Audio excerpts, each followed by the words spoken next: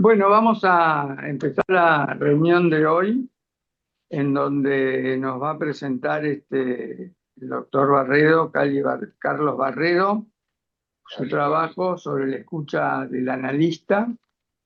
El doctor Barredo fue presidente acá de nuestra institución, ex presidente, gran docente de Lacan y de Freud, organizador del espacio Lacan en IPA, que viene hace unos 25 años, ¿no? No, 20, el año que viene va a ser 20. 20 años, que viene reuniéndose en distintas instituciones del mundo para conversar entre los analistas de la IPA sobre Lacan. Y nos va a presentar un trabajo que es un desarrollo, comentario y análisis de cierta exposición del doctor Meltzer en una entrevista que tuvo en su momento y que nos ha dejado elementos muy interesantes para poder seguir discutiendo. Así que le doy la palabra acá al doctor Barredo. Gracias, Enrique. Bueno, este trabajo eh,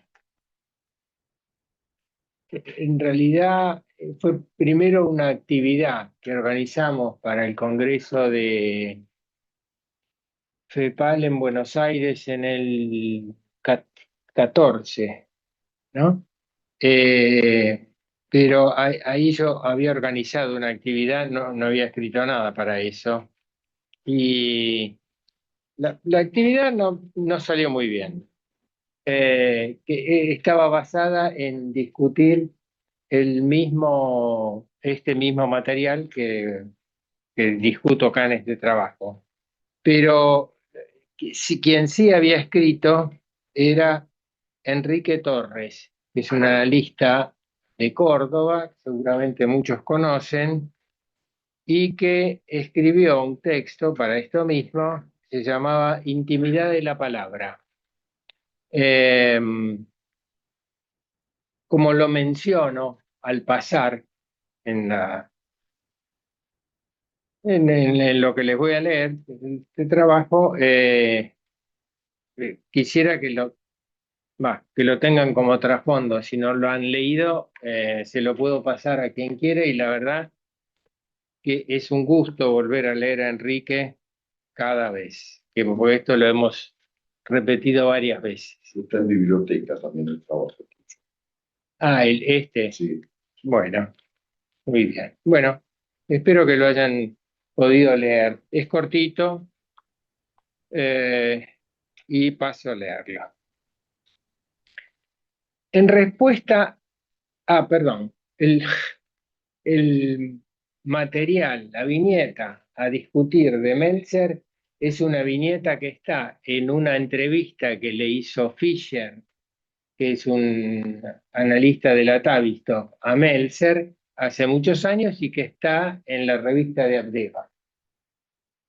La entrevista a Meltzer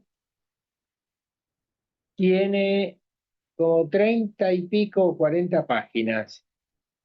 La viñeta que cuenta Meltzer tiene 6 renglones, ¿no? Entonces da cuenta de en qué espacio cabe todo el psicoanálisis. Bueno, entonces, en respuesta a la pregunta, que es una pregunta que le hacen en la entrevista, sobre cómo abrir la capacidad de escucha para poder oír el lenguaje del paciente y poder dar cuenta así de lo que está vivo en la experiencia de la transferencia, Donald Meltzer no nos brinda una explicación, sino un testimonio que deja traslucir la verdad de esa experiencia, de la experiencia de la transferencia.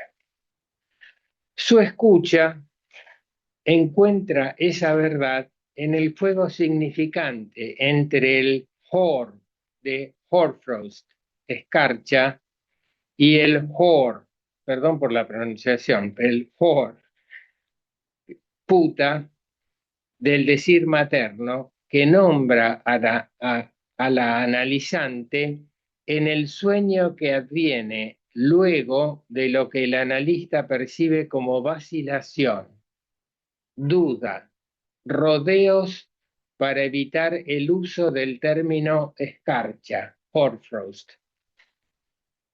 Es allí donde se puede ubicar la base material del inconsciente, sus datos inmediatos, en esos obstáculos, tropiezos, en el deslizar, derrapar de palabra en palabra, en que consiste el juego significante que aquí cobra la apariencia de formación del inconsciente, donde, parafraseando a Walter Benjamin, el otrora, Hor, el decir de la madre, se encuentra con el ahora, Hoarfrost, la escarcha, el otrora se encuentra con el ahora en el relampaguear de un instante. Es ese derrapar del aparato significante lo que determina el ser de quien habla, haciéndolo sujeto. Dado que la cuestión sobre el origen del lenguaje no está resuelta, se torna problemático referirse a un ser hablante. En tanto implicaría la existencia primordial de un ser que luego, como cualidad, adquiriría el poder de hacer uso del lenguaje. Pero la palabra ser no tiene ningún sentido fuera del lenguaje. Tiene que haber lenguaje para que haya ser. Es a esta cuestión a la que Lacan responde mediante la invención del neologismo par lettre, que no supone un ser anterior al lenguaje, sino uno que existe por su intermedio, como juego significante. El par lettre lo que tiene de neologismo, porque no es un término que exista antes de Lacan en la lengua francesa, es que el parle está previo a que aparezca el ser. O sea que se es ser porque habla y no hablante ser. Bueno, hablante ser es una mala traducción. Bueno, Meltzer, luego de referirse a la necesidad de la presencia del lenguaje en psicoanálisis como poesía y no como jerga, nos entrega su hallazgo aclarando que escuchar el lenguaje es escuchar su música, los usos especiales de las palabras que nos golpean como teniendo referencias simbólicas. Aquí aclaro que en la versión inglesa dice golpean, no me acuerdo si era hit o shock, y en la versión española de la entrevista dice las palabras que nos parecen indicar, ¿no? Parece como más tibio de que aquello que tiene referencias simbólicas golpea en lo que se escucha. Es bajo el efecto del golpe de esa música, cuyo sentido se nos escapa, y a la que Borges atribuye el efecto físico de un poema logrado. Efecto sobre el cuerpo que no depende de la comprensión del sentido, de la función de comunicación de las palabras, sino de lo que él denomina, Borges denomina, su poder mágico, el que provendría de frotar las palabras adormecidas en el discurso trivial o en el relato de un sueño para hacer surgir un brillo que, como Aladino, nos enfrente con el misterio del deseo, que pulula en las palabras de ingenio, que es una forma de hablar del chiste. Así afectado, bajo ese golpe, Meltzer dice, aún la oigo. Nos entrega su testimonio, donde da cuenta de la aparición pudorosa del amor de transferencia por cuyo intermedio un goce fijado en un decir de antaño, la manera en que la madre la nominaba a la chica como por, podrá condescender a ser interrogado como deseo de la madre, en el significante de un sueño dirigido al analista. Escenario fantasmático que, como Enrique Torres, en el artículo en el escrito que antes les mencioné, como Enrique Torres nos señala, es comparable ese escenario fantasmático al de las procacidades susurradas por los amantes para caldear el encuentro sexual, derritiendo escarchas y que nos remite al origen de nuestra condición de parletre. Acá puse hablantes seres, que seguramente es un intento fallido de traducirlo. Entonces, escenario fantasmático.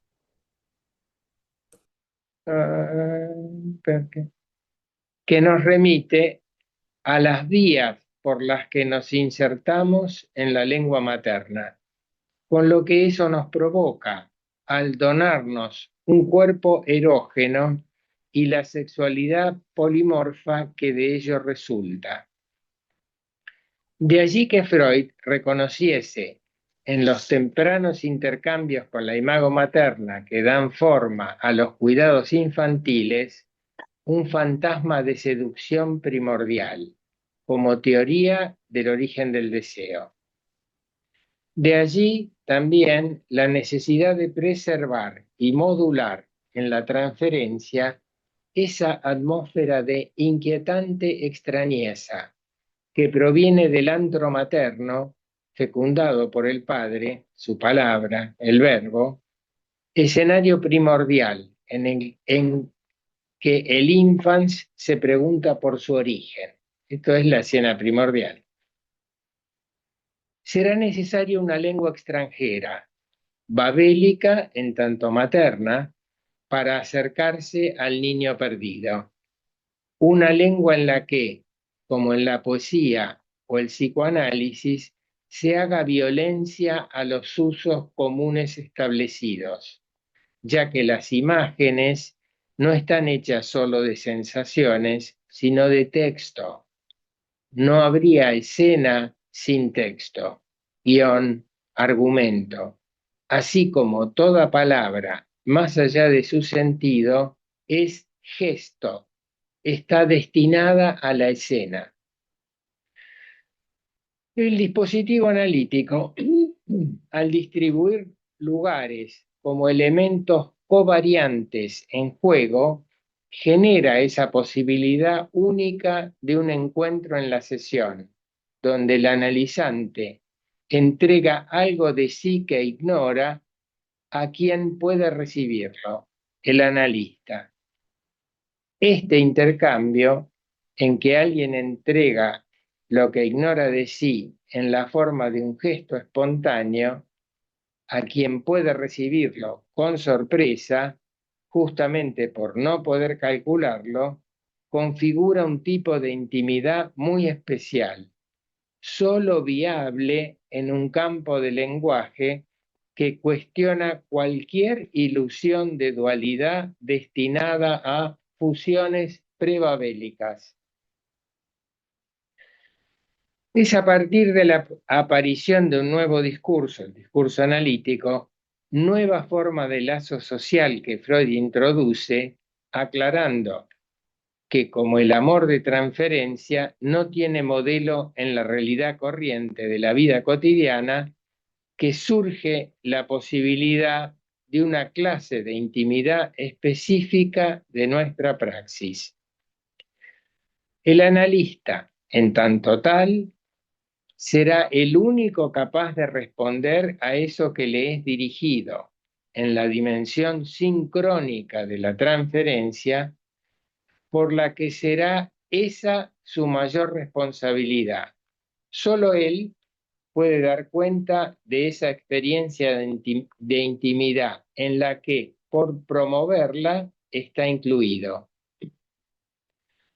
Como cualquier novedad en el campo del discurso, el psicoanálisis no emerge como un producto concebido sin impurezas por una mente virginal.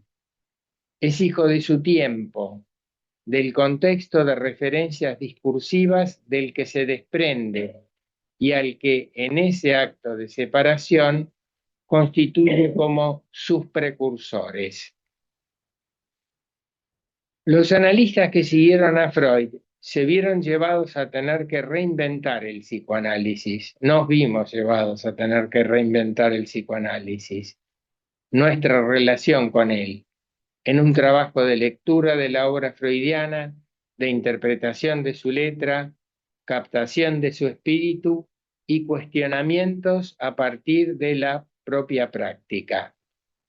Tarea obligada, camino ineludible en el proceso de devenir analista, proceso activo que toma forma de posiciones en el seno de ese debate de teorías en que se ha convertido el corpus analítico. Conocer distintas líneas teóricas en psicoanálisis nos familiariza con diversos modos de organización de la experiencia analítica y con las tensiones y contraposiciones en que esos modos se sostienen.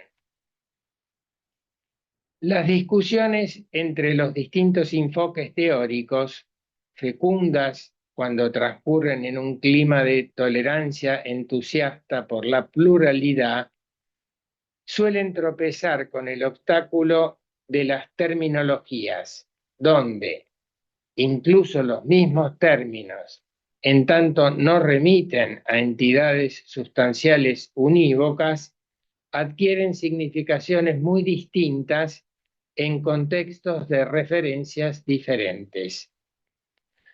Los intercambios clínicos se tornan más productivos si permiten vislumbrar perspectivas diversas ante situaciones planteadas en el devenir de curas singulares, donde se requiere tomar posición o plantearse problemas a resolver sin apelar a saberes preestablecidos, sin implicar con esto que la clínica sea una especie de realidad última, unívoca, suerte de lengua prebabélica en la que estaríamos todos de acuerdo, sino por el contrario, que los relatos de la clínica nos proveen de escenarios donde desplegar con mayor claridad distintas versiones del psicoanálisis y su operatoria, que los enfoques teóricos articulan, siendo así más fácil percibirlas,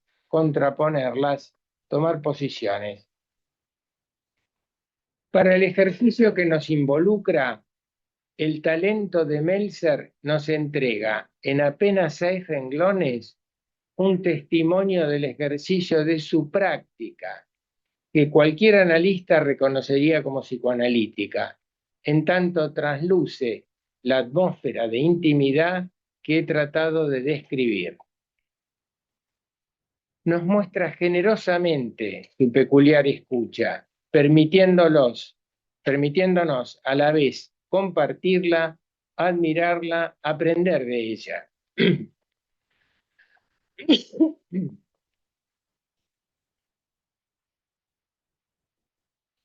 Concluyo intentando reforzar esta descripción y los criterios que con ella he defendido. Concluyo con una paráfrasis y una cita de Octavio Paz. La cita es esta. Pensamos trabajar con la materia viva de la experiencia, sirviéndonos del lenguaje como un mero instrumento para expresarla, como si fuéramos artesanos del vínculo entre la palabra y la experiencia.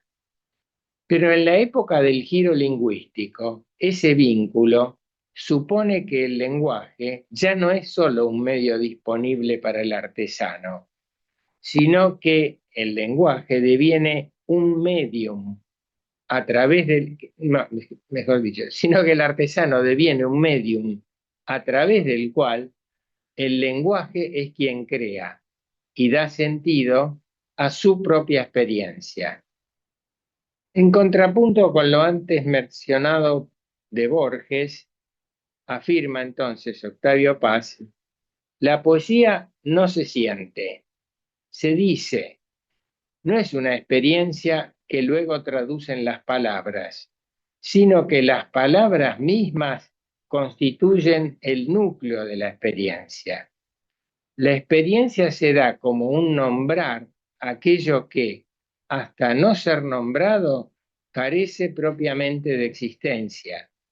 Así pues, el análisis de la experiencia incluye el de su expresión. Ambas son uno y lo mismo. Como a Meltzer, deberíamos escucharlo. Hacerlo es una experiencia. Quisiera, porque me di cuenta que, como otras veces que presenté este trabajo, estaba en la misma panel Enrique Torres,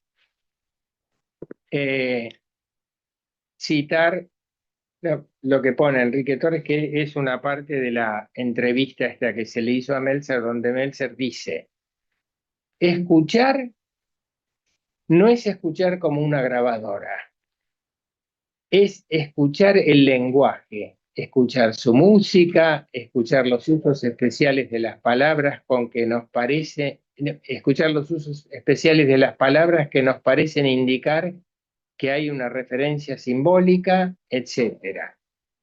Y aquí vienen los 6 renglones. Como una paciente mía que esta mañana aún la oigo, dudaba si usar una determinada palabra. Estaba andando de puntillas, en tiptoe en inglés, ¿no? Dice, estaba describiendo el frío que hace y la helada que parece haber tocado todo. Estaba a punto de decir escarcha, hoarfrost, pero no se decidía. Entonces, por supuesto, salió un sueño que mostraba claramente que su madre la acusaba de ser una putita, little whore. Esa es toda la viñeta de Mensa, ¿no? Y es lo que dio lugar a lo que a mí se me ocurrió escribir y, por supuesto, a lo que había escrito Enrique Torres. Bueno, muy bien. Es hora del público. ¿Cómo te va? Bueno, hemos escuchado la presentación de Pablo Barredo sobre su trabajo Intimidades de la Palabra. No, ese es el de Enrique. Ah, ese es el Enrique Sí, no, Torres. no quisiera robarse. Ese es el último, es lo último que vos leíste entonces. Sí, Pero el tuyo, ¿cómo se llama? la escucha del análisis. Ah, la escucha del analista. La escucha del analista. Bueno, que tiene mucho que ver, ¿no? Con la intimidad de la palabra, todo el trabajo desarrollado por Cali. Y bueno, abrimos la discusión para todos aquellos que quieran participar. Todos los puntos que tiene este trabajo. Yo tomaría, digamos, si no hay nadie para hablar, podría agregar algo, digamos, que está en el trabajo de Cali, dentro de lo que es la escucha del analista. El tema que plantea vos, Cali, como la palabra como gesto. Es un tema complejo el del gesto, porque el gesto uno habitualmente lo toma dentro de una actividad motriz. Por supuesto que la palabra también es una actividad motriz, pero podríamos diferenciar las actividades motrices fónicas de otras actividades motrices, ¿no? Y me parece que esto de la palabra como gesto introduce a la palabra en un campo muy interesante, ¿no? en donde podríamos decir lo fónico, que depende fundamentalmente del aparato fonador motriz por el cual se emite la palabra, aparece como gesto. Quizás es un tema interesante para seguir discutiendo, para sacarnos un poco de la cabeza algo que también, en algo, yo leí en la entrevista también a Louis Meltzer, en el sentido de despegar el problema de lo preverbal de la palabra, ¿no? Que no hay preverbal en la palabra. Digamos, en la palabra es sonido, es fonación, es voz, es cuerpo, es gesto, por ejemplo, ¿no? Y me parece que, bueno, podemos conversar entre los distintos modos que tenemos de organizar la experiencia de la escucha, ¿no? Eh,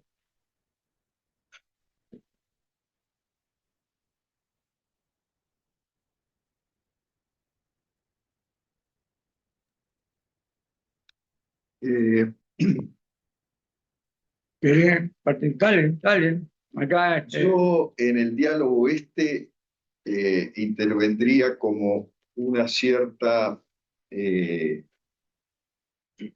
defensa de lo preverbal, que me parece que está en lo que Cali cita de Borges, la música también, ¿no?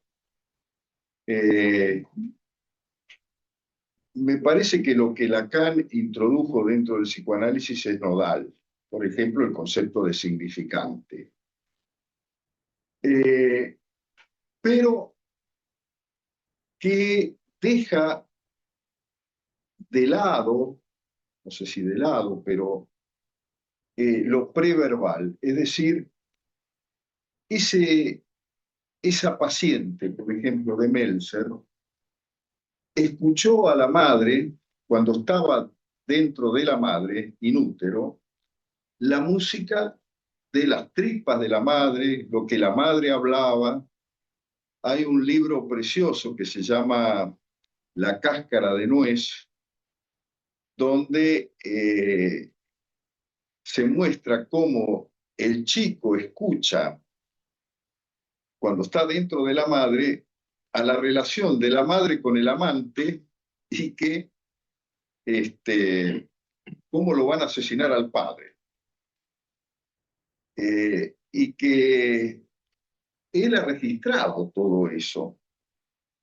Entonces, me parece que las corrientes psicoanalíticas, como dice Cali, que todas enriquecen la posibilidad del abordaje de lo inconsciente, lo preverbal es también muy importante.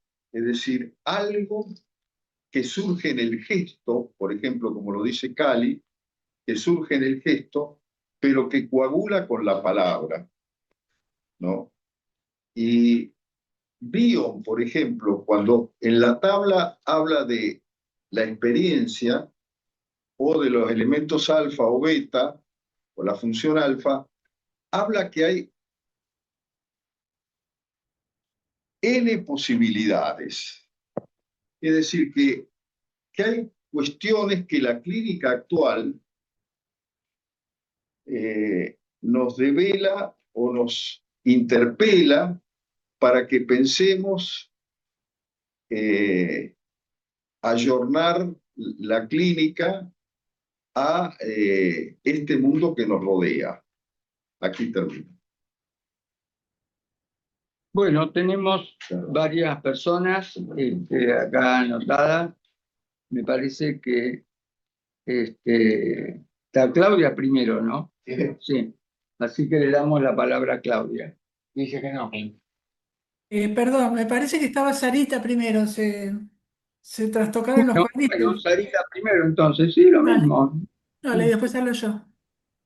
Sarita. Está mundial, Sarita. Decirle que se desmutee. Sarita, Desmuteate, ¿podés Sari, desmutear? desmuteate, por favor. Sari está muteada. Ya está, ¿no? Sí. Está Yo buenísimo. quería hacer una pregunta y eh, lamento si es muy ingenua.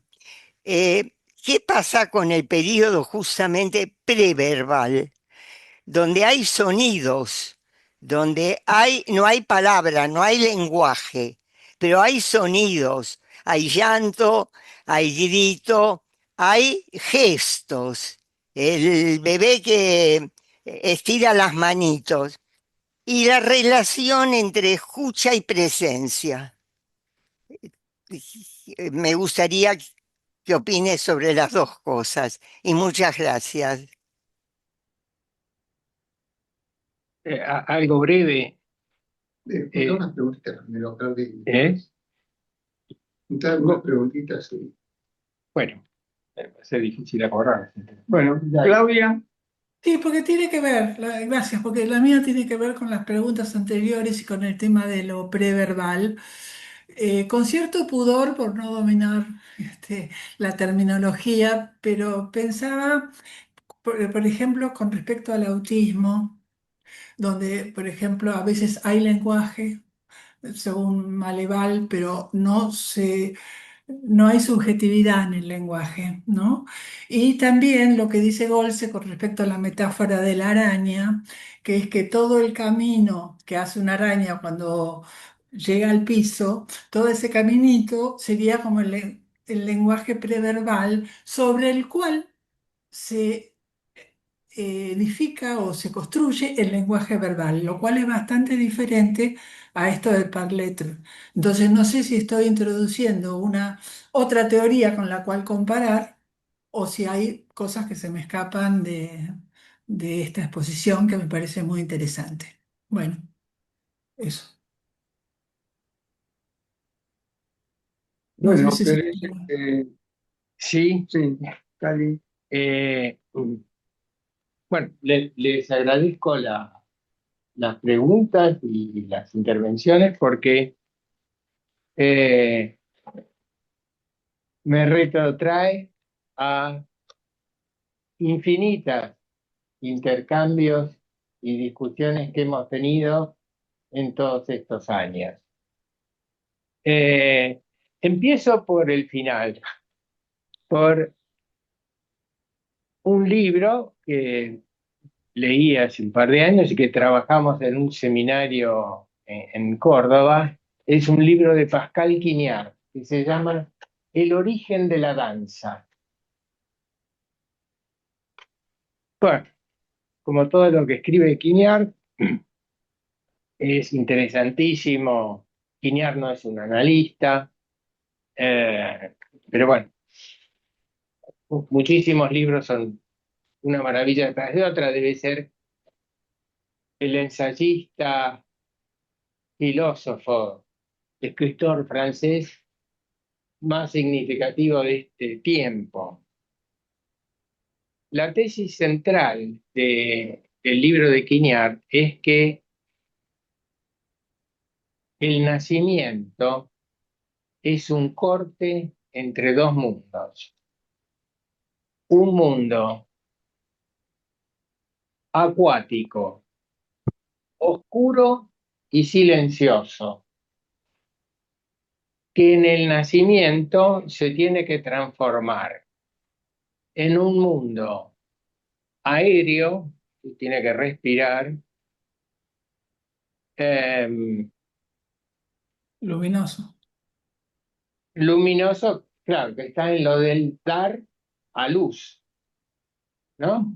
Bueno, eso es nacer, que se lo vea y es el momento en el cual va a tener sombra, ¿no? Con lo de la sombra hay bibliotecas escritas. Y, ¿cómo era el otro? Dar a luz, lo luminoso, lo aéreo y Lo silencioso dijiste también que era. lo silencioso. Sí, porque lo primero que pasa cuando el chico nace, que tiene esa tragedia de pasar a otro mundo, de caer en otro mundo, de estar en un ámbito donde es como parte de otro organismo, una caída en la cual cae en el mundo y tiene que arreglársela, por supuesto, con lo que se lo hace posible, es que le hablan, ¿no? Antes de alimentarlo a un chico, le empiezan a hablar. Cuando nace, apenas lo sacan y no paran de hablarle nunca más, porque esto no tiene esfínter. Entonces, el bebé, como gusta en este contexto nominar al que nace, eh, en un contexto de lenguaje, ¿no? Le hablan todo el tiempo. Y a lo mejor, como ustedes decían aquí, en el contexto, incluso cuando estaba en el otro mundo, también le hablaban, ¿no? Ahora, que tengamos que nominar a eso como lenguaje preverbal, ya estamos usando el lenguaje para decir lenguaje, para decir pre y para decir verbal. O sea que estamos nominando algo que es una experiencia o muchas experiencias que está destinado a convertirse en lenguaje, ¿no? Si no se convierte en lenguaje, pasan catástrofes como las que mencionaba Claudia, ¿no? Es decir, alguien no ingresa en el orden del lenguaje, que está otra referencia, un artículo un escrito muy interesante de uno que se llama Jean-Michel Ditz, que se llama el dúo materno, pero dúo en el sentido de un dúo de intérpretes de jazz, por ejemplo, que implica improvisación. El dúo materno es como una fase, digamos, de tres tiempos. En el primer tiempo se supone que la madre supone que el niño va a hablar. Por eso le habla, ¿no? Supone, está bien que hoy en día se le habla a las plantas, a los perros, a todo el mundo, pero hasta ahora es difícil que una planta haya respondido, salvo con un gesto, o lo mismo las mascotas. Pero, digamos, la madre supone, ¿no? Así como quien ingresa en un análisis supone que hay un saber que va a dar cuenta de lo que le pasa y se lo atribuye al analista, la madre supone que el niño va a ser hablante. Primer tiempo, es una suposición. Segundo tiempo, empieza a hacer ese dúo de improvisación con el niño, que es encantador, que a mí me gusta y que puedo, cada vez que puedo lo practico, que es esa de jugarle al niño a que él habla. Cuando el niño dice, ah, entonces uno le repite, ah, y el chico te mira, y entonces te contesta con algún otro, ah, ¿no? Todo ese laleo es previo, si se quiere, previo al uso del lenguaje articulado, pero es lenguaje, ¿no? Claro. Está conversando. Lleva mucho tiempo, 2, 3 años mínimo, ingresar en el orden del lenguaje articulado, que es el tercero y último tiempo de esa secuencia, suponer que el niño va a ser hablante, entrar en ese juego de la madre y el niño donde uno a veces lo mira y parece como que se entendieran, ¿no? Cuando en realidad están delirando. Ni la madre tiene la menor idea de lo que dice el niño, ni el niño tiene la menor idea de lo que dice la madre. Pero va instalando un juego que, como en el juego de las improvisaciones musicales, necesita un saber de la música. No cualquiera hace un juego de improvisación. O sea que ya tienen una base común, que es que, por supuesto, la madre es hablante, ¿no? tercer tiempo dice, la madre va a utilizar ese jueguito del balbuceo, del laleo, que es una introducción la va a utilizar para introducir al niño en el lenguaje, en las reglas del lenguaje. Cosa que el niño, no sé por qué, no lo llamo el bebé, pero bueno, porque ya fue creciendo, el niño le interesa. No hay nada que le interese más que aquello que le dicen, porque le hablan todo el tiempo.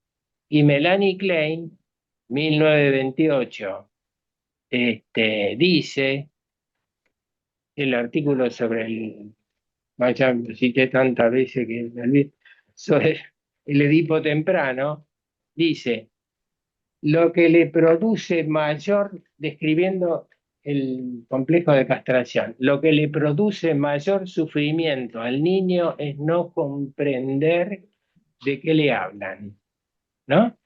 Eso es interesante, bueno, es interesante esto, pero en este escrito, en esta viñeta de Meltzer, no hay que suponer que la niña sabía que la madre cuando le decía little whore, es decir, putita, tuviera un significado preciso, que la madre supiera de qué estaba hablando cuando le decía eso a la hija en forma de insulto, ni que la hija podía entender de qué estaba hablando la madre cuando la llamaba de esa manera, ¿no? Todo eso está en una nube de misterio que es la que envuelve el ingreso al orden del lenguaje. Pero, como decía, para terminar, además, el artículo de Jean-Michel Bix pone esos tiempos. El segundo es el del laleo, el del juego, el de la mutua improvisación. Y dice que la madre va a utilizar eso como un anzuelo para engancharlo al niño en el orden del lenguaje, ¿no? Y que se sujete a sus reglas y entonces pueda entender de qué se trata, conocer los términos, poder articularlos, o hacer esas maravillas que los chicos hacen con el lenguaje sin que uno se dé cuenta por qué. Eh, eh, lo último, lo que dice es que cuando la operación esa de enganche, ¿no? O encuentra resistencia, dice, el niño chupa el anzuelo, pero no lo muerde, ¿no? Y dice, eso es una de la manera en que conciben el autismo. Es decir, alguien que está en el lenguaje, juega con eso, pero no se acomoda a sus reglas, por lo tanto, no puede hacerse sujeto, no puede subjetivarse, ¿no? Y es una forma interesante de concebir eso. Todos estos analistas que escriben con este tipo, como Jean-Michel Bix, trabajan con niños autistas, están en la preocupación de la cuestión del origen del lenguaje y el acomodarse. Por eso parecen interesantes en esta idea de que el lenguaje está de entrada, en la música está el lenguaje, ¿no? No hay música sin lenguaje, sería ruido nomás. Y cuando Borges dice eso, que un poema se siente, es decir, como que produce un efecto físico en el cuerpo, está hablando de un poema, está hablando de un uso del lenguaje que es ese que no respeta los sentidos de las palabras, que no hay que entender nada ahí, que eso produce un efecto, pero lo que produce ese efecto es el lenguaje, ya ahí, ¿no? Por eso lo de preverbal uno lo puede entender como previo a la palabra, nunca previo al lenguaje. No hay nada para el humano fuera del lenguaje. No, no solo porque nace el niño en el baño del lenguaje, le cae ahí, está bañado en el lenguaje, sino porque además, cuando es concebido y atraviesa la etapa fepal, ¿no? Todo eso, fepal dije, Sí, me fui al carajo. es nuestro útero latinoamericano. Sí, tal cual. Tal cual. Pero bueno, Sería la parte que hasta ahí ya hay más de un lenguaje. ¿No? Ni que hablar con los europeos que tuvieron que inventar la traducción para hacer lo que pudieran con 500 lenguas en 2 kilómetros. Eh, no, no, ya está. Bueno, le damos la palabra primero a Elsa. Elsa es, ¿no? La que está ahí, sí, primero. Elsa Grillo. Elsa Grillo. Sí, sí. Bueno, ¿qué tal? Buen día. Quiero felicitarte, realmente el trabajo me gustó mucho, me hizo pensar en cosas que he estado leyendo acerca de cómo se produce la imagen con el tema de la palabra, ¿no es cierto? Esto que vos tomaste de Meltzer, esta parte que tomaste de Meltzer, que es una parte, y cuando dice que recién en la relación transferencial, recién se puede interpretar algo cuando el paciente nos ha hecho llegar su palabra y nos produce a nosotros una, algo que podemos decirle o no, o puede ser un producto solamente nuestro. Es decir, ¿cuándo podemos decir que podemos entablar esa relación transferencial con un paciente e interpretarle o decirle, bueno, yo pienso que usted, hasta que no se dé esa relación que al analista le produce también sus propias evocaciones, es un poco lo que decías recién de Borges, ¿no?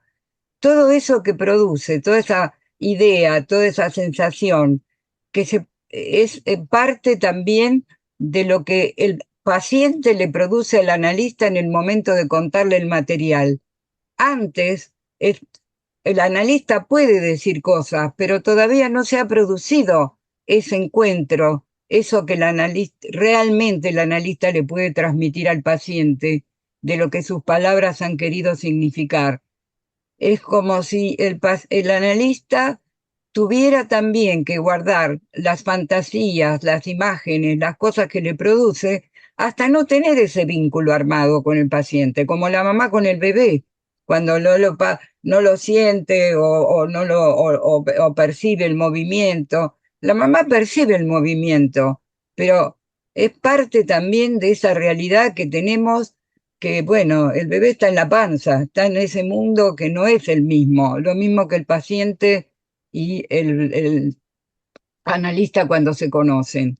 Simplemente lo que quería decir es eso, ¿no? Toda esa idea que se le produce al analista, hasta que no esté constatada por lo que el paciente le cuenta, le dice, no es una interpretación de lo que al paciente le pasa, es parte también de la fantasía del analista. Gracias, Carl, muy lindo el trabajo. No sé si se entendió lo que dije, pero bueno.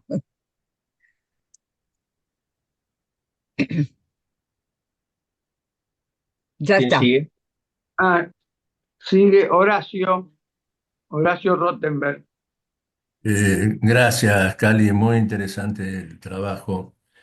Eh, Pensaba que el término lenguaje es un significante polisémico y que por ese motivo hay que adjetivarlo, ¿no? Lenguaje verbal, lenguaje preverbal, lenguaje afectivo, lenguaje musical, lenguaje computacional.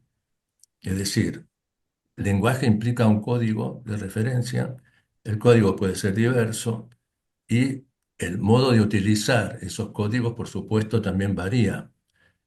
El lenguaje verbal es un lenguaje jerárquicamente establecido dentro de la comunicación humana, porque permite traducir otros lenguajes, ¿no? cuando Freud habla de la pulsión y habla de el afecto, ¿no? Y hay un lenguaje afectivo, un lenguaje amoroso, se podría decir, y habla de la palabra, ¿no? Y la palabra ahí, cuando Freud la incluye, permite algún tipo de articulación posible con el objeto y con el afecto, y por eso en el devenir humano, el intercambio lenguajero, siendo ahí el lenguaje la palabra, ¿no? La base operativa, se plantea como algo básico y básico de nuestra profesión, además, que implica traducir lo afectivo a las palabras, y que implica traducir las fantasías en palabras, e implica un código comunicacional que se jerarquiza, ¿no? En la práctica. Y por eso me parece que si uno lo adjetiva al lenguaje y entiende que el lenguaje es un significante que da para distintas alternativas, nos ordenamos un poco en el intercambio. Gracias, Sergio. Guillermo, ah, Guillermo tiene la palabra.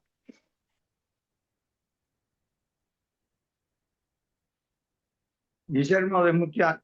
Ahora, Sí. sí, es que tenía que darle la voz. Bueno, yo quería, en primer lugar, darle muchas las gracias al doctor Barredo por tan interesantísima conferencia que llega a mostrarnos hasta que en Meltzer está esta cuestión del lenguaje y en la transferencia tan importante. Quiero ir a lo preverbal, empezando por decir que para Lacan lo preverbal no existe. ¿Por qué? Porque él sigue mucho lo que dice Levi-Strauss. Y es que estamos en un mundo de cultura y que es de cultura del lenguaje. Y la cultura se transmite a través del lenguaje. Cuando se queda embarazada una mujer, los padres hablan de ese bebé que nacerá dentro de 15 meses. Y entonces ya hablan diciendo, pues yo quiero que mi niño sea esto, que mi niño quiera lo otro, que mi niño sea, ponen ahí lo que Freud dice es un narcisismo, ¿no? Es un narcisismo de los ideales. Quiero que mi niño eh, tenga una cultura muy grande, o quiero que mi niño sea un gran futbolista, o etcétera. Pero no solo eso, no solo eso, sino que incluso antes de ser engendrado, ya hablan los padres del niño futuro que puedan tener. Bueno, una mujer puede decir, ah, pues yo quiero tener un hijo de este hombre, pero no de este otro. Hay algo del orden del lenguaje que está ahí ya puesto mucho antes de que el bebé nazca. Es decir, que cuando el bebé nace ya hay un lugar simbólico que está preparado para recibirle.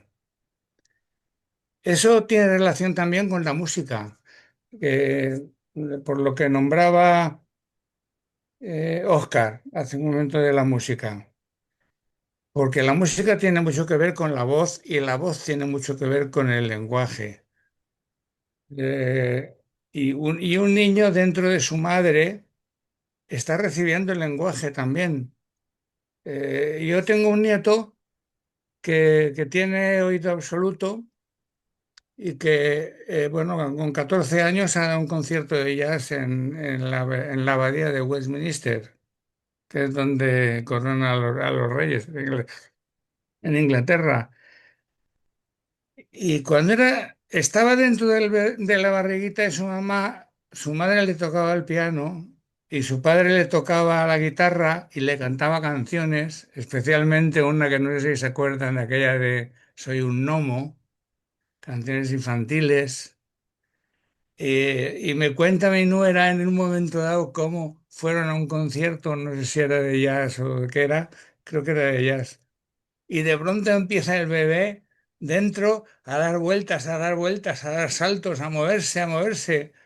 Eh, es decir, que hay algo que está mostrándonos que algo del orden del lenguaje cultural que se transmite, que se transmite porque los padres pasaron por su complejo de Edipo, por temprano, por su complejo de Edipo freudiano, igual me da, o por toda su evolución. ¿Qué tiene que ver ya con el lenguaje? Y que es algo que se transmite a partir del lenguaje.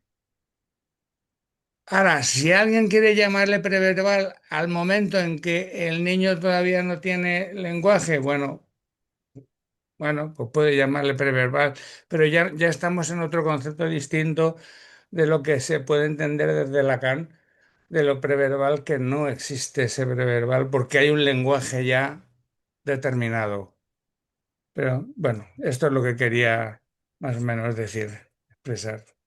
Y muchas gracias de nuevo por la charla. Hay una lista larga.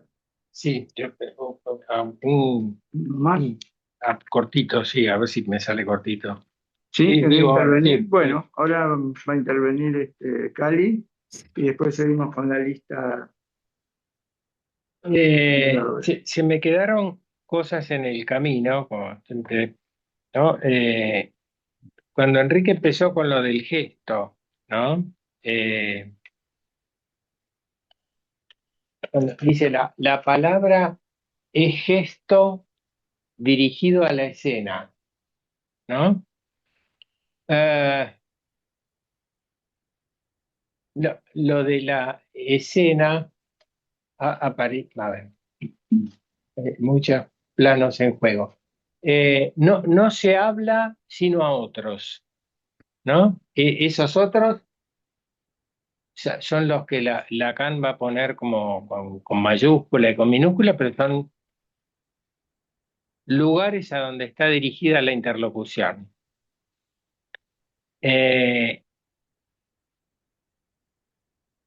Por un lado. O sea que se habla en una escena, por eso es que la palabra, más allá de su sentido, es un gesto dirigido a la escena. O sea que más allá de su sentido, del sentido de la palabra, puede tener 50.000 otras direcciones, ¿no?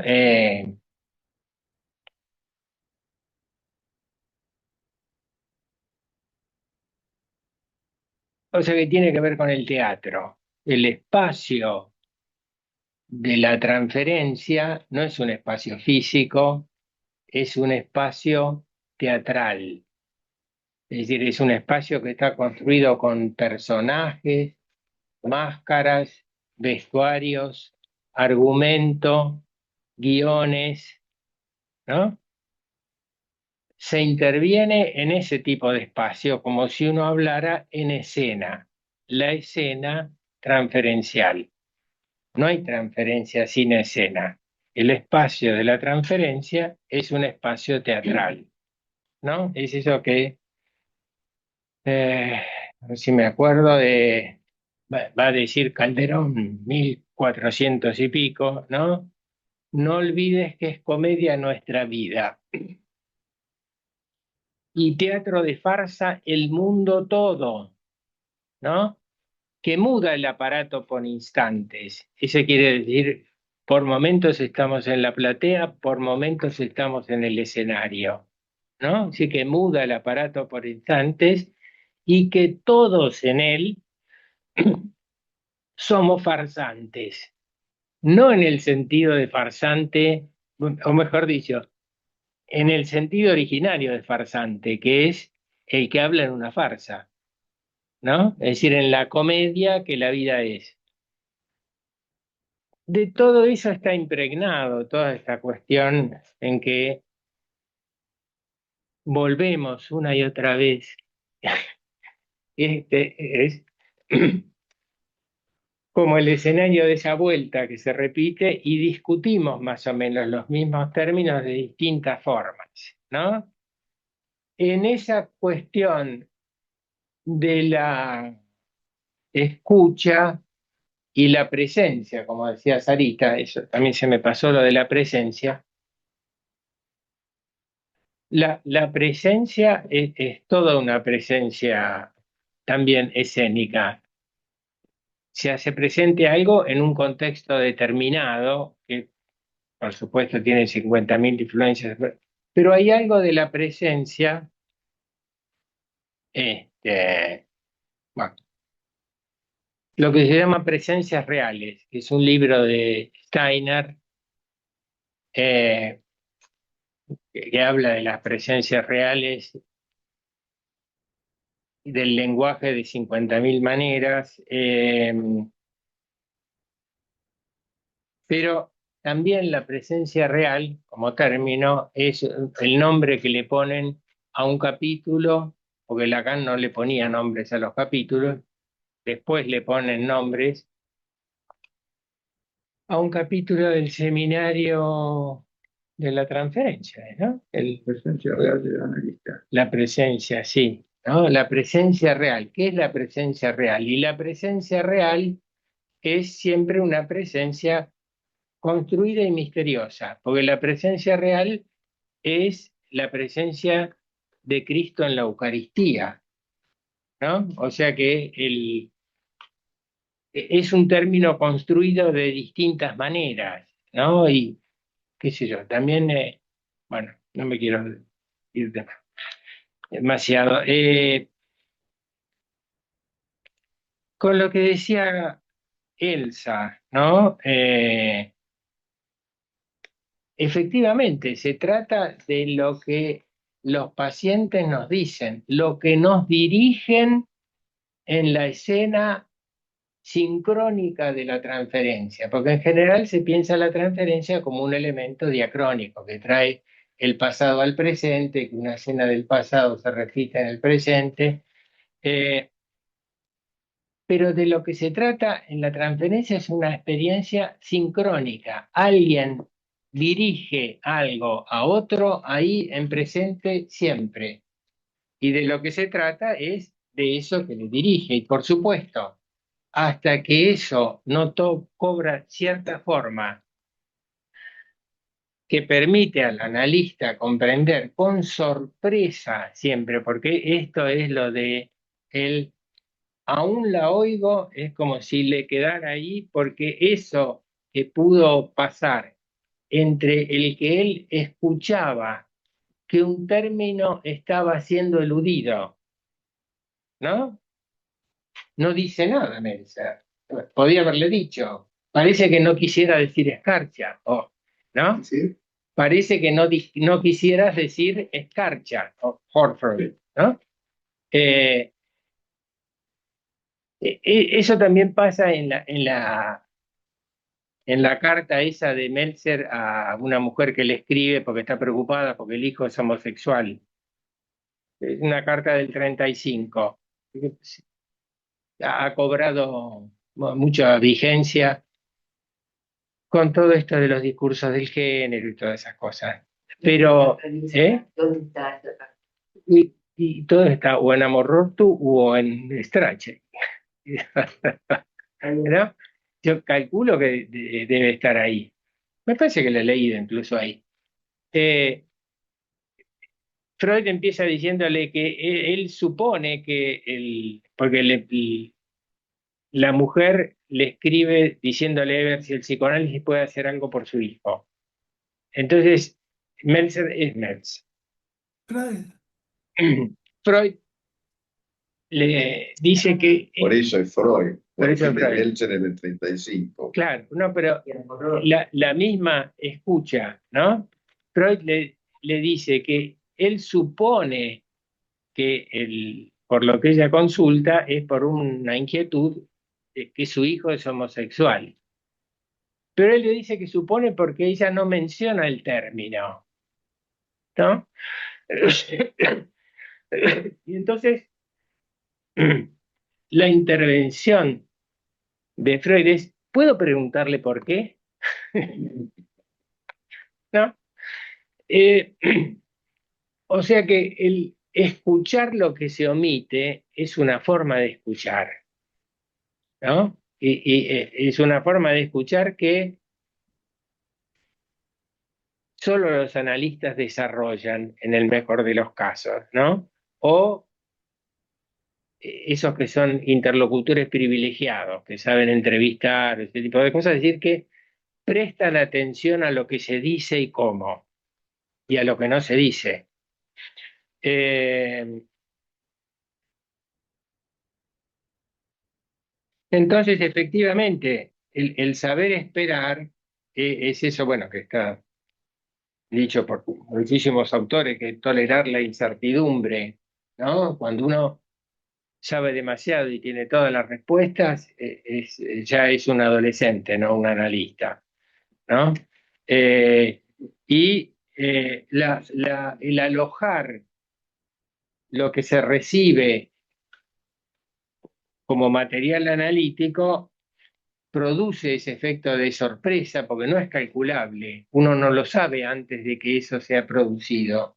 Y entonces efectivamente el analista solo puede intervenir sobre eso que recibe de algo que le fue dirigido por alguien que no sabe lo que está diciendo, ¿no? Entonces hay que responder a eso. Esa sería la escucha analítica. Aún la oigo da cuenta de el efecto que eso tiene cuando nos pasa eso, ¿no? Porque esta experiencia de Meltzer lo que tiene de rico es que a todos nos pasa. Escuchamos algo distinto, ¿no? Por eso alguna vez escuché eso de, ¿qué dice tu analista?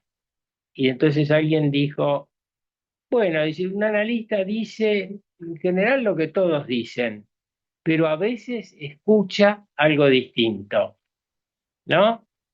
Esa diferencia, por eso parte de lo que se recibe de algo que le fue dirigido al analista solo en transferencia, ¿no? Eh, Horacio, lo del lenguaje, esa es como otra vez que volvemos a este intercambio sobre lo que es anterior al lenguaje y lo que no. Vos decías, el lenguaje como significante no dice demasiado. Y bueno, esa es una de las características que Lacan le atribuye a los significantes, que no dicen nada preciso, ¿no? Es decir, que un significante puede querer decir cualquier cosa. Es justamente porque se articula con otros, en lo que decía Horacio, es porque se lo adjetiva. Es decir, un sustantivo que lo tengo que adjetivar, ya necesito dos significantes, ¿no? Y producir una articulación. Y el adjetivar es una función princeps del lenguaje, ¿no? No cualquiera adjetiva y no cualquiera adjetiva de cualquier manera, y no cualquiera es Borges tampoco, qué sé yo. Pero es cierto lo que vos decís, Horacio, de que el adjetivar nos ordena. Yo lo tomaría en el sentido este de que nos introduce dentro de un orden, ¿no? De un orden de articulación que ya es lenguaje, ¿no? Lo mismo lo de los afectos.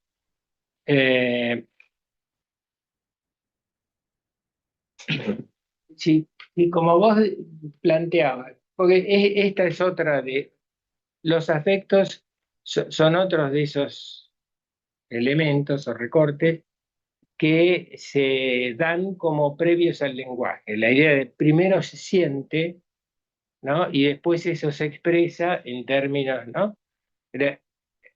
Lo primero que hace Lacan con eso y que estaba en un artículo que escribió Miguel Levy cuando empezamos a enseñar Lacan sobre la teoría del significante, es que el significante no tiene función expresiva, es decir, no expresa algo que ya estaba constituido antes, ¿no? Es esto de, bueno, está en todas partes en lo que escribí, pero es decir, el lenguaje, el significante no tiene función expresiva. Es decir, cuando se emite un significante, no se sabe lo que dice, ¿no? Y si uno sabe lo que dice, porque ya lo ordenó, es decir, lo juntó con otros significantes.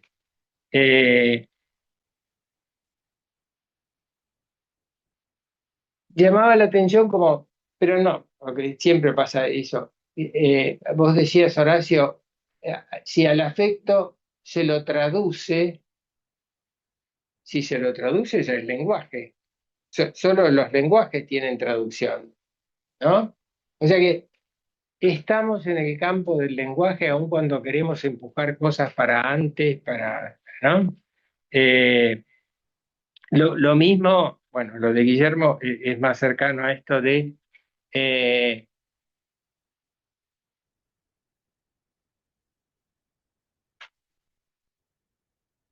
él, él lo toma de Levi-Strauss, como que bueno, nacimos en una cultura y hay culturas. Las culturas son del orden de lo particular, pero no hay cultura sin lenguaje, ¿no?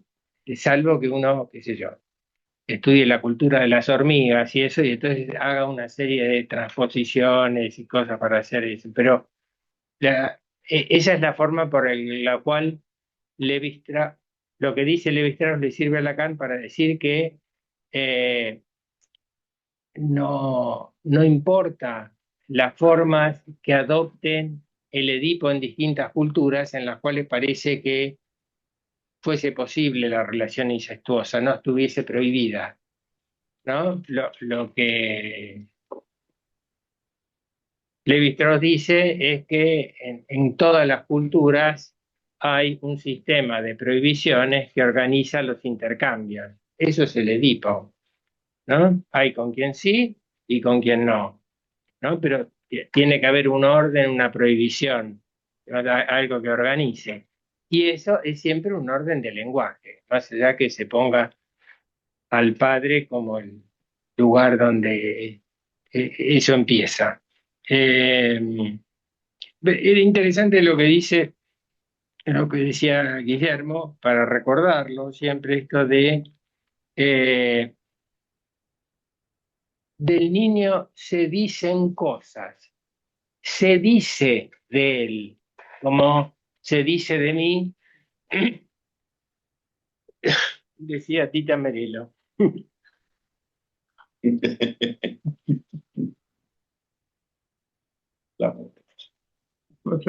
Que se dicen cosas de un niño quiere decir que se lo predica, es decir, se le atribuye, ¿no? Si el predicado es un atributo,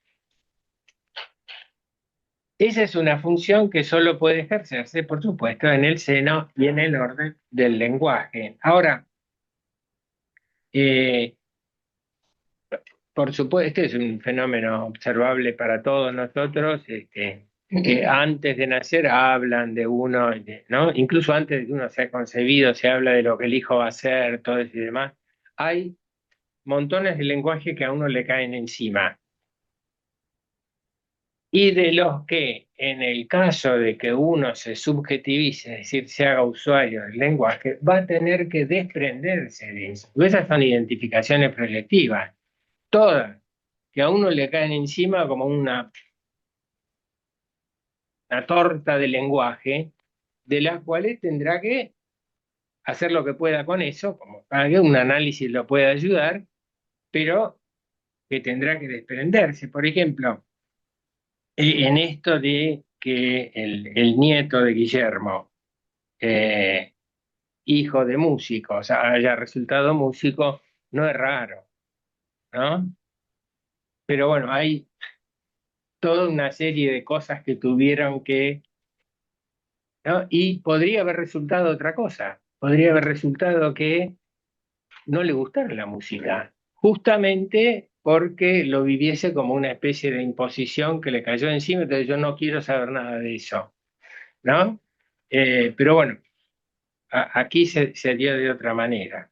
Bueno, Bueno, seguimos con la lista de escritos que da Leonardo, Leo. ¿Por dónde está Leonardo? Acá estoy, había bajado la mano, pero bueno, lo que me Bueno, diste, pero este, no, la sensación que tengo, es que la había bajado la mano porque, bueno, ya se ha dicho bastante, aunque nunca está todo dicho, pero eh, primero, cuando antes de que Oscar Elvira tomara lo de verbal o no verbal o preverbal, yo también había sentido algo ahí, digo, bueno, acá esto, ¿cómo es? Y por supuesto que me pareció que es el centro de las conversaciones que estamos teniendo. Eh, Primero, me parece que lo preverbal se define a partir de que aparece lo verbal, que hay algo que cuando se hace verbal o no, no está más, no existe más lo preverbal, pero a partir de que, de que está lo verbal. Y coincido con lo de pensar más en cultura que en solo palabra. Ayer salió un artículo muy interesante en la revista Viva, donde distintos escritores opinan sobre Borges, y hay uno que toma algo que Borges siempre dijo que que el arte verdadero es la música, y justamente porque la música no tiene forma y fondo, no se le puede poner palabra, es decir, no sé si a ustedes les pasa, verdaderamente me hace dudar todo esto, porque no quiero tomar una posición. Me parece que estamos discutiendo como si tomáramos una posición. Bueno, preverbal o verbal, o los gestos son verbales o no. La música es forma y fondo, todo junto. ¿Vieron cuando en un concierto de repente empiezan las explicaciones que dan los críticos y no hay explicación posible? ¿Te gusta o no te gusta? ¿Es una disonancia o está desafinado? No hay discusión ahí. ¿Te gusta o no te gusta? Está la forma y el fondo. Por supuesto, eso está mejor explicado o interrogado, cuestionado en ese articulito chiquito que salió ayer en la revista Viva, que lo recomiendo. Lo que sí me preocupa es el hecho de que estamos como obligados a tomar posición y entramos como en discusiones que nos alejan, nos acercan a la clínica o nos reagrupan en la clínica, pero nos alejan también. La dejamos un poco de lado y privilegiamos lo especulativo. ¿Es preverbal? ¿No es preverbal? ¿Es verbal? Etcétera. Bueno, esto quería decir. bueno, está Horacio. Horacio, ahí está Horacio. García. Hola, ¿qué tal? Espero no contribuir. Se dio el gusto. Horacio García, se dio el gusto. Se dio el gusto. No contribuir, el gusto de no contribuir. Bueno, pero voy a decir tres cositas. Es llamativo el tema de las palabras, porque Hoarfrost es putita congelada. No sé, tiene muchos significados. Da para muchas asociaciones. Dejo ahí nada más esa traducción. Digamos, las dos palabras separadas serían puta congelada. ¿Qué quiere decir? No lo sé. El otro tema de lo preverbal, me parece, digamos, yo por supuesto hablo de la neurociencia y la inteligencia artificial, se habló acá del lenguaje neuronal. En algún momento me gustaría que los lacanianos opinen sobre los grandes modelos del lenguaje, Large Language Models, que es todo por qué las computadoras generativas hablan. O sea, es interesantísimo para los lacanianos, hay toda una serie de teorías que lo asocian con la asociación libre y que tienen que ver con el psicoanálisis, y esto todo matematizable. O sea, hablan porque, lo voy a decir en 3 palabras, porque representan en vectores, digamos, en un universo vectorial, y hacen familias de palabras y después por eso se asocia libremente. Contribuye a la confusión general y ahora trato de contribuir menos. Yo creo que hay un tema que también la neurociencia tiene que ver, que es lo que se puede recordar. O sea, ¿qué es lo que deja huella en el cerebro? Lo que deja huella en el cerebro depende de la mielinización. O sea, hasta los 2 años y pico, hasta los 4, dicen algunos, digamos, la mínima, no está completada la mínima mielinización para tener memoria, digamos, de palabras, no se constituye el lenguaje. Lo que sí decía Melanie Klein, que después fue confirmado por la neurociencia, es que lo que sí hay es posibilidad de guardar las memories in feelings, o sea, lo que se guarda y lo que está en el fondo de todo, lo básico son los feelings que aparecieron en el curso de ese desarrollo. De eso hay memoria. Yo creo que los feelings, que está después tomado por, qué sé yo, Mark Jones y toda una serie de autores que tienen que ver con la neurobiología, sería lo preverbal para ir a la clínica muy directa. O sea, uno primero siente y después pone palabras. Eso está favorecido, digamos, o está respaldado por la clínica del desarrollo neurobiológico, ¿no? Entonces, justamente, estos son temas muy conflictivos con los desarrollos lacanianos, porque no sé qué lugar le dan bien a los feelings, o sea, a los afectos, que sí son básicos en el funcionamiento cerebral, en lo que yo entiendo y estudio, ¿no? Disculpa por haber contribuido a la confusión general, pero mi idea es tratar de juntar todo lo que pueda, juntar Lacan con la neurociencia, juntar lo que se pueda, aunque saque chispa. Bueno, estoy yo anotando. Bueno, después estaba yo, después viene Lina que se acercó y después está Sergio. Esa es ¿qué? ¿Cómo? No, me pidió después de Lina. Ah, bueno.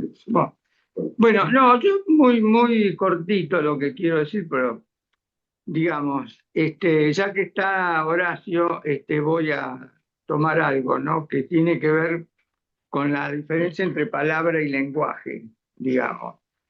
La palabra solo tiene un registro analógico, justamente porque es gesto. No puede entrar en un sistema digital, el gesto entra como ruido, o sea, dentro de un sistema digital. Acá entramos en toda la diferencia entre los sistemas digitales y los sistemas analógicos y las dificultades que hay en la relación entre lo analógico y lo digital. Y esto justamente porque es un tema de palabra, que me parece que en ese sentido Claudia lo trajo claro cuando trajo la diferencia entre lenguaje y subjetividad, porque justamente esto también no relaciona al lenguaje de la hormiga que traía Cali, en el sentido de que una cuestión es el lenguaje, que puede estar el lenguaje digital, puede estar, como decía también Horacio, ser polisémico. La palabra siempre implica una dimensión de subjetividad, de reconocimiento del otro, de que uno emite un sonido para otro, ¿no? Y del cual espera una respuesta también. Digamos, esto va más allá de la comunicación, ya entramos en el campo del discurso, no de la comunicación.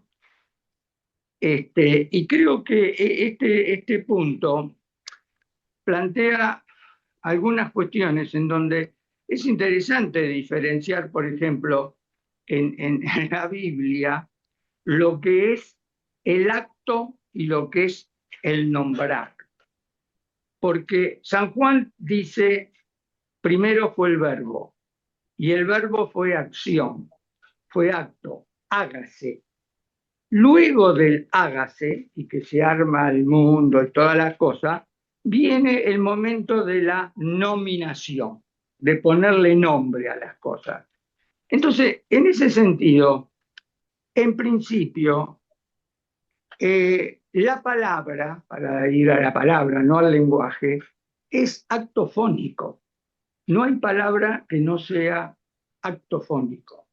Por supuesto que el acto fónico va a tener ciertos desarrollos. Por ejemplo, un desarrollo que tiene el acto fónico es en relación a la diexis, o sea, al señalamiento, ¿no? En los chicos, el momento del señalamiento. Hay toda una relación, entonces, entre el acto como acto fónico y la palabra, nominación. Porque uno generalmente toma la palabra como nombre, como sentido, como el valor semiótico de la palabra, no como acto fónico. Me parece que acá habría que entrar a diferenciar estas cuestiones que, bueno, y sobre todo todos los desarrollos de Jacobson en relación al acto fónico, donde ya en el acto fónico se instituye un campo de significante, en el sentido de la contraposición entre una vocal y una consonante, por ejemplo. Ya ahí hay un campo de registro de oposiciones entre lo que es una consonante y lo que no, en el ma o en el pa. Hay una oposición entre consonante y vocal. Y ya esto es un acto fónico. Es un acto fónico en donde se va a constituir a partir de ahí un campo primero de lenguaje, y en tanto, por eso era interesante que lo decía Claudia, en el autismo hay lenguaje, no subjetividad. Lacan diría, hay lenguaje, no palabra, dice Lacan, ¿no? Cuando analiza el caso Dick. Hay lenguaje, pero no palabra. Entonces, quería, digamos, aportar estos temas un poco acá a la exposición de Cali y a la discusión general, ¿no? Que estamos llevando. Bueno, sigue ahora Elena. No, es una pregunta. Yo me preguntaba todo el tiempo por qué nos pusimos a hablar otra vez de lo preverbal y lo verbal. Y yo, la verdad, cuando leí tu trabajo, que me gustó muchísimo, ni se me ocurrió. Mejor, no sé por qué. Pero me pregunto en qué cambia la viñeta de Mercer, preciosa, la escucha. ¿Y en qué cambia nuestra escucha si pensamos, perdón, ¿no? Me parece muy interesante todo lo que estuvimos hablando, pero si pensamos que hay lenguaje preverbal o si pensamos que no hay lenguaje preverbal? De verdad, es una pregunta en serio, ¿no? Quiero saber si eso cambia en algo la manera de escuchar. A mí me da la impresión de que a Meltzer no. Tiene una escucha privilegiada, donde pesca la duda, el balbuceo, y después con eso hace algo. Bueno, eso.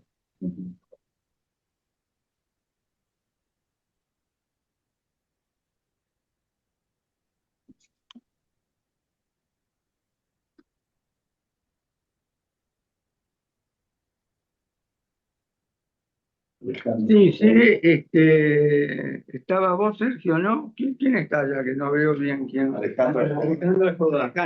Alejandra.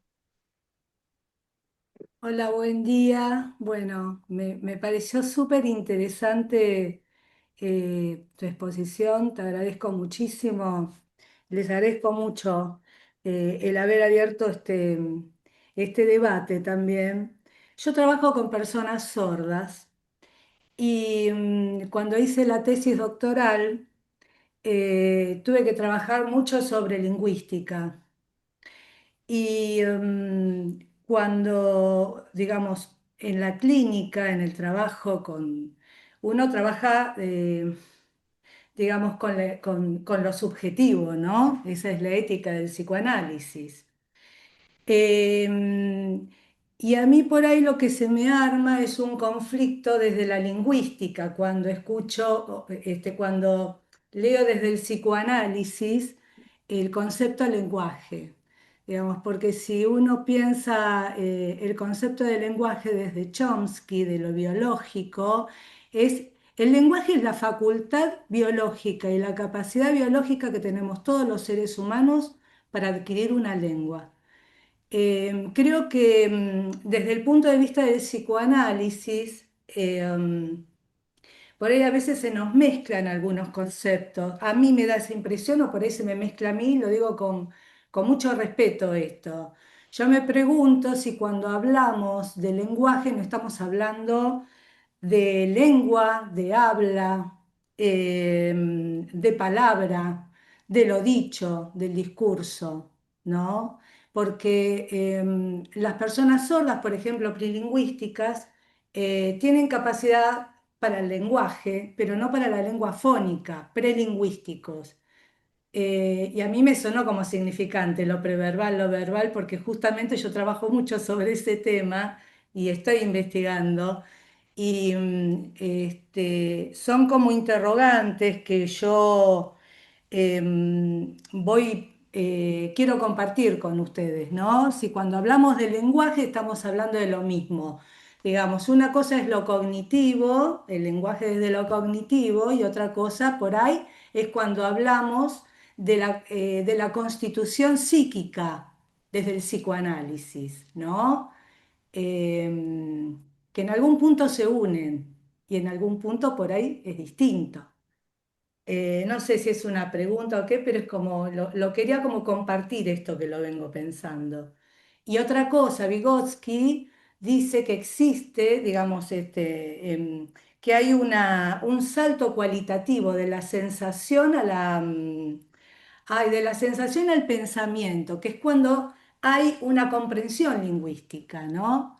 Entonces, bueno, me parece súper interesante que podamos discutir sobre estas ideas en este espacio. Muchas gracias.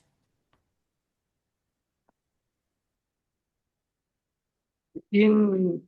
Diana Gualdini. Sí, Diana.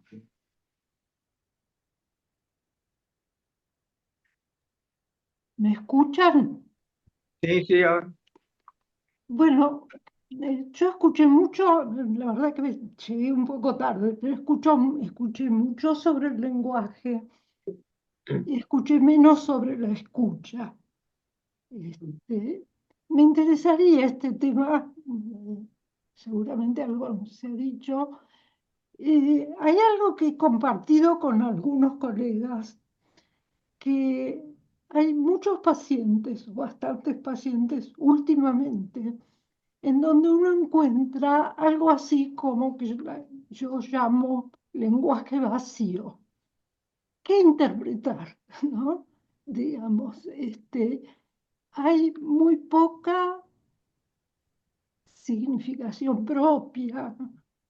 Este, Más bien hay una espera de algún tipo de solución. Es decir, se tendría que transformar en un paciente psicoanalítico, digamos, para decirlo de alguna manera. Y no sé si el resto de los colegas se acuerdan o algunos colegas acuerdan, tal vez tenemos pocos pacientes pacientes psicoanalíticos, donde hay una demanda de psicoanálisis y donde hay un lenguaje que nos permite interpretar. Quería ver si se puede comentar algo al respecto, porque es raro, por lo que estamos hablando del lenguaje, hablar del lenguaje vacío. Superficial, se podría decir, algo de ese orden. Entonces, me gustaría mucho escuchar algo al respecto. Gracias. Claudia, ¿querías participar? No, se me había armado un poco de lío entre el lenguaje y la palabra, porque justamente estaba buscando Maleval, pero no, ahora no me da un tiempo. Él lo que dice es que, al contrario, a veces el autista, sobre todo los que se llamaban Asperger, que ahora se llaman autistas sin trastorno intelectual o algo así, no me sale la palabra, él lo que decía era que al contrario, pueden ser verborrágicos, ¿no? O sea, tener muchas palabras. Yo hubiera dicho lo contrario que lo que dijeron uno de ustedes dos, que el autista puede tener palabras, pero no tiene lenguaje. O sea, se me armó un lío y me parece muy interesante lo que decís vos, Carly, en tu trabajo, de la posibilidad de hacer interactuar las teorías, ¿no? Porque, vuelvo a decir, la cosa es, si por ejemplo lo que dice Golse del famoso lenguaje preverbal y de la araña y todo eso, es otra teoría y entonces hay que contraponerla y no simplemente decir el lenguaje preverbal no existe. O sea, me pareció una gran apertura como presentaste el trabajo, Carly, porque Cali, perdón, porque da la posibilidad de ver en qué cosas hay una disonancia que puede ser enriquecedora, ¿no? Entonces, bueno, se me armó un poco de problema con eso. Y con respecto a lo que decía Liana, se me ocurrió que si cuando uno tiene un paciente así, que el lenguaje es que parece que no entrar en el análisis, lo que suele ser muy bueno es preguntarle un sueño, ¿no? O pescarle un lapsus. Y ahí pensé que hay pacientes que no sueñan o que dicen que no sueñan. Y ahí también hay algo del lenguaje que está dañado de alguna manera, porque el sueño es un lenguaje, ¿no? Bueno, eso me hiciste pensar también, Liana. Gracias. Oscar, Bueno, siguiendo con el diálogo, la verdad que es un Ateneo muy, pero muy interesante para mí por el diálogo que tenemos también con las diferentes teorías. Y te agradezco, Cali, que hayas traído a Pascal Quignard. Hace poquito salió en la Argentina un libro que se llama Complementos a la teoría sexual y sobre el amor. Sí, Y ahí, como vos de alguna forma lo decís, lo rescata Ferenczi también en lo sí, sexual. sí. Es decir, en la vida uterina, él ya hablaba de la vida acuática, ¿no? Ferenczi, y cómo pasa de la vida acuática, como decís vos, a la aeróbica. Y es todo un trabajo. Y en ese sentido, podría pensar que tal vez la paciente de Meltzer, cuando habla de lo frisado, y la jutita y todo esto, y de alguna forma tiene registro en las huellas némicas de las posibles relaciones entre los padres mientras ella estaba inútero. Es decir, que algo de esto se recrea también, ¿no? Aparte de el genio de Meltzer, como vos lo rescatás, ¿no? Y que interviene desde otro lado.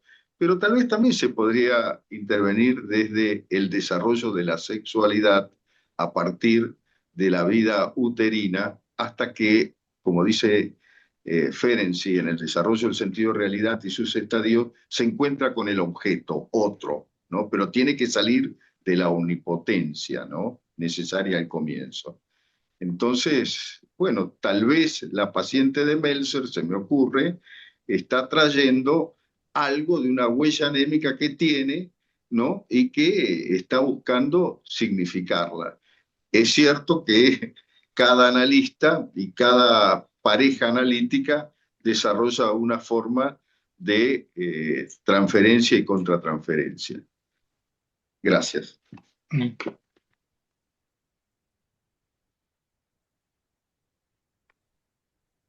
sí, no. Por ahí yo tendría ganas antes de terminar, que no hay más nadie acá. No, tomarlo. ¿Cómo? ¿Quién está? No, chats ahí. Y vamos a leerlo en los chats. Sí, se podría leer. A ver, la verdad que yo de acá ¿Querés que no. lo lea? Dale, léelo, dale. Tuvo el coraje de acercarse. Claro. Isabel Mancione dice: Carlos, gracias por tu trabajo, debo retirarme, me quedaré pensando entre el tema del hablar y el ser. María Cristina Armano dice: ¿podría luego recordar el nombre del libro mencionado sobre el dúo materno? Marisabel Sabassini dice: excelente trabajo como musicoterapeuta y psicoanalista. A través del campo de mi trabajo y conocimiento, vengo investigando estos temas desde hace mucho tiempo. Lacan ya lo enuncia en el seminario 9, clase del 29 de noviembre, en la cual cuestiona el concepto que existe un nivel preverbal del lenguaje, cuestión que ya se ha debatido aquí también. Plantea justamente que este baño llamado preverbal ya está dentro y en relación al sujeto, tal como lo está enunciando el expositor de manera muy clara e indubitable. Muchas gracias. Alejandra Jodar, ¿podría repetir el autor que escribió sobre los tiempos del lenguaje, por favor? Ana María Benfi, muy buenos aportes, gracias. Uf, ¿cuánto? Sí, No dejan de hablar, no dejan de hablar. Bueno, le dejamos la palabra ahora a Cali para que cierre la reunión, Todas las conclusiones. y saque todas las conclusiones y síntesis. No, pero dije, a mí me pareció una cosa muy interesante, que por lo menos de que te vengo escuchando, ¿no?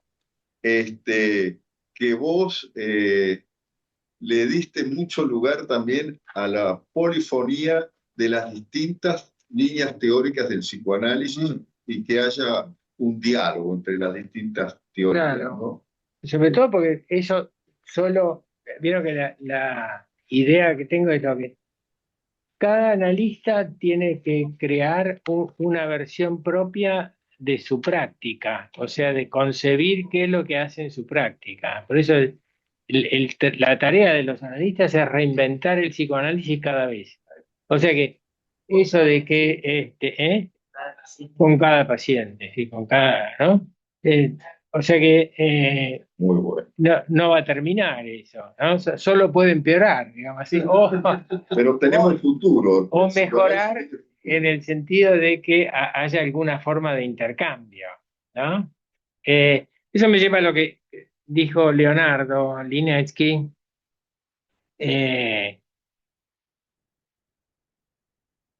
Dos cosas me llamaron la atención. Una, que él dice que lo pre aparece a partir de que aparece lo verbal. Es decir, para que haya pre, tiene que haber verbal, ¿no? Los tiempos están en juego. Para lo de la música, que dice como no tiene forma ni fondo, acá tengo anotado, uno anota cosas célebres,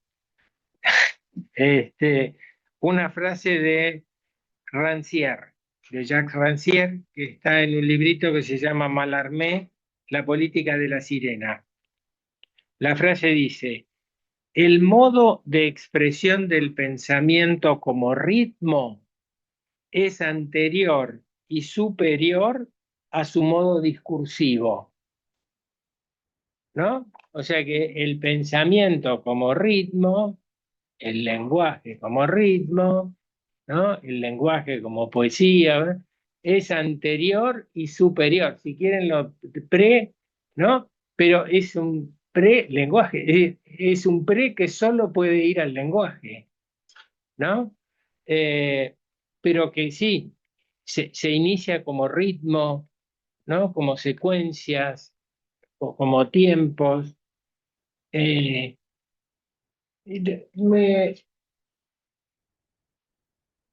llamó la atención lo que decía Leonardo también, de que nos reagrupa eso en la clínica, eso nos reagrupa en clanes, lo cual es medio inevitable.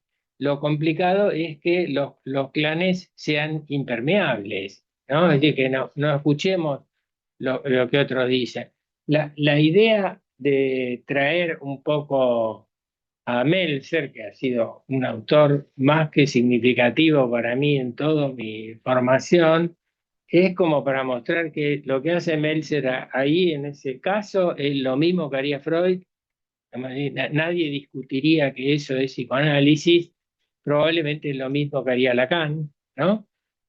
No sé si lo que harían, porque con eso que se escucha, después habrá que hacer. Y como Enrique había dicho la vez pasada, no sabemos qué hizo Meltzer con eso, qué le dijo a la paciente, ¿no? Pero bueno, escuchó, tiene algo para hacer. Eh, con esto de que si nos encerramos en teorías, es una complicación. Me hizo acordar de un dibujito de Mafalda, ¿no? Donde dice que alguna vez ella se va a ir a vivir en teoría, porque en teoría siempre está todo bien, ¿no? Es decir, que la teoría es algo que cierra, porque está hecho para cerrar una teoría en general, ¿no? Por eso Lacan no habla de su teoría, nunca, habla de su enseñanza, ¿no?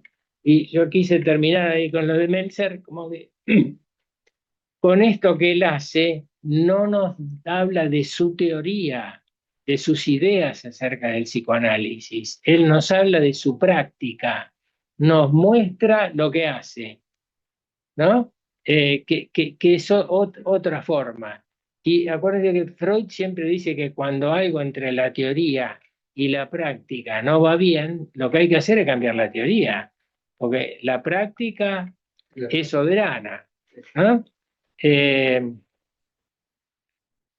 con Horacio, eh, digo algo al principio con lo de putita congelada, ¿no? Pero no, eso es como un juego que podemos hacer nosotros una vez que escuchamos y que leímos las dos cosas aparte de ser traducidas, ¿no? Eh, pero eso lleva a muchas cosas, por ejemplo que Hor, como Hofstraus, la primera parte, y no quiero pensar que alguno esté vigilando mi pronunciación porque entro en pánico, pero Hor, como Hor, la primera parte de Hofstraus, es decir, de escarcha, no se escribe de la misma manera que Hor, puta, ¿no? O Little Whore, putita, porque whore es simplemente H-O-R-E y whore como puta se escribe W-H-O-R-E, ¿no?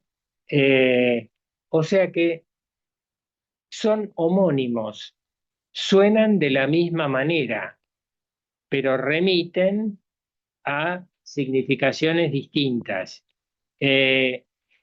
O sea que es algo que solo puede, si es homófono, solo puede diferenciarse en la escritura, ¿no? Por eso, si escucho lo mismo, habría que escribir la diferencia. Yo pensé en algún momento escribir en el pizarrón, después se me pasó, por suerte, pero el inconsciente tiene algo del orden de la lectura. Es decir, lo que se escucha es la letra, ¿no? O hay que escuchar alguna homofonía para remitirse a una lectura que permita la diferenciación, ¿no? Por eso está eso de el significante se escucha, la letra se lee, el saber se inventa, ¿no? Como que son distintas formas. Que la asociación libre es todo matematizable, ahí ya chocamos con Horacio por esto de eh, digamos, equiparar lo que deja huella, que es una noción psicoanalítica, a la cuestión de la mielinización o lo feeling, es decir, hacer una traducción en como en la línea de las neurociencias, que está bueno como lo formula Horacio, que es como él quiere juntar todo, ¿no? Mi idea, desde hace muchos años, es que trato de pensar qué es lo que hay de específico en el psicoanálisis, es decir, de distinto de otras cosas, ¿no? Pensando que bueno, el psicoanálisis se inicia como una diferenciación de las prácticas sugestivas, ¿no? Parece como otra cosa. Bueno, mi idea es buscar eso. Entonces, juntar todo no me parece que vaya en esa línea. Me parece como que amontona, pero yo no sé si nos da alguna idea de la especificidad de lo que hacemos, ¿no? Por eso, pensar como que en algún momento va a terminar incluido en una cosa de, de teoría neurocientífica y demás, más allá del el delirio inicial de Freud, del que se curó rápido porque el proyecto para la psicomotricidad nunca lo publicó, se lo guardó, ¿no? Es decir, no era parte, no es que Freud se privara de publicar, o sea que si quisiera lo hubiera publicado. No lo publicó, se lo rescata recién cuando en el 50 Freud ya estaba más que listo, pobre. No, tuvo mucha más trascendencia que eso, pero la princesa Bonaparte lo rescata y se lo da que lo publiquen, ya no me acuerdo cómo son los ingleses, bueno, toda esa historia.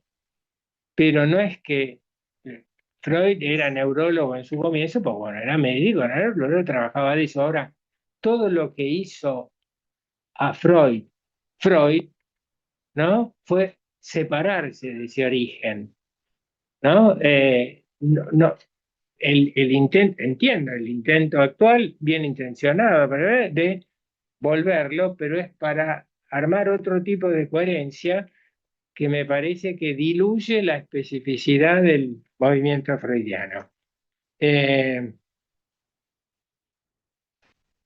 Si la viñeta cambia, como me preguntaba Elena, Si le escuchan, o no, sí, la cuestión es que Meltzer ahí hace algo con el lenguaje, ¿no? Tenía un poco con lo que decía Enrique de el acto, ¿no? La cuestión del hacer, ¿no? O el acto inaugural, el hágase, que es el fiat, ¿no? Lux, hágase la luz, y la luz se hizo, ¿no? Y los automóviles también. Freud hace algo con eso del lenguaje que él escucha, en principio como algo que está evitado, después cuando lo puede utilizar para articularlo con lo que surge en el sueño, y además él dice que es porque está evitado en lo que dijo, que en el sueño surge de otra manera, y eso permite hacer ese arco entre el otrora, que lo que surge es lo que la madre le decía, una forma de la madre de llamarla, de nominarla, ¿no? Y el ahora, que es lo que aparece ahí en la sesión evitado, ¿no? La escarcha. Bueno, hay un hacer con las palabras, que es todo lo performativo, ¿no? Cómo se hace. Ir cerrando. Sí, ir cerrando. Bueno, podemos parar de hablar. ¿Qué dice eso? El de qué hablamos, que decía Alejandra, es una fórmula para publicar libros interesante y para hacer pensar, ¿no? ¿De qué hablamos cuando hablamos de correr? Es Murakami. ¿De qué hablamos cuando hablamos de amor? Es Carver, ¿no? Y acá podríamos decir, ¿de qué hablamos cuando hablamos de psicoanálisis? ¿No? No estaría mal, No estaría mal. ¿no? Tomarnos en cuenta, ¿no? Lo último es respecto de esto de el lenguaje vacío, una vieja oposición de Lacan entre la palabra vacía y la palabra plena y todo eso, y cómo se despegó de eso después y demás. Y de lo que decía Claudia de cómo hacer que alguien entre en el análisis, ¿no? Que entre en el análisis es producir esa transformación entre lo que aparece como un discurso vacío y que eso diga algo. Ahora, no es justo, me parece, o no es piadoso hacer de eso una psicopatología. Es decir, que hay pacientes que no entran en análisis porque tienen determinada modalidad. El que entren, el producir el ingreso, eso es tarea del analista. El analista tiene que hacer algo para que la paciente asocie.